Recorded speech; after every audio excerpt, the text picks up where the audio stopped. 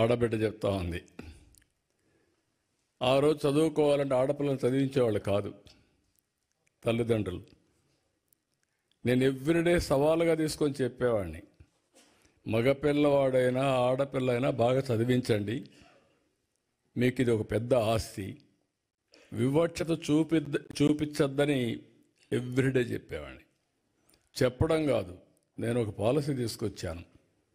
College సీట్లలో ఉద్యోగాల్లో 33% ఆడబిడ్డలకు రిజర్వేషన్లు పెట్టాను. మొత్తం అప్పుడు పెడితే చాలామంది నన్ను అడిగారు, 33% పెట్టారు, ఇప్పుడు వాళ్ళు 60% వస్తారు, మెరిట్లో కూడా కొన్ని వస్తాయి, మీకు 40 వస్తాయి మగవాళ్ళు అంటే బ్యాక్లాగ్ ఉందిలే, అదన్నీ ఫిలప్ కావాలి, ఆ తర్వాత చూద్దాం మీ కథ అని చెప్పి చేశాను.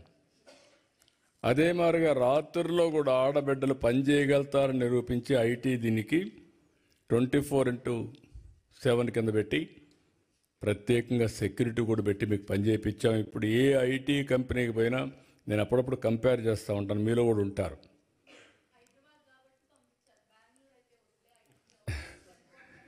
అదేమ్మా, ఇప్పుడు మీరు చూస్తే అప్పుడప్పుడు నేను అడుగుతూ ఉంటాను, భర్త భార్య ఇద్దరు ఐటీ ప్రొఫెషనల్స్ ఉంటారు, ఎవరికి ఆదాయం ఎక్కువ వస్తుందంటే ఏమంటారు, మగవాళ్ళు ఏమంటారు, గెస్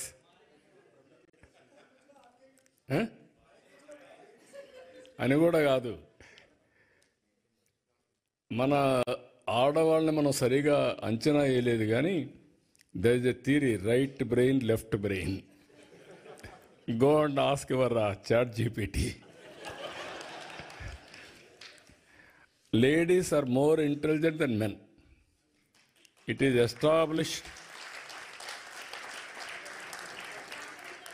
fact.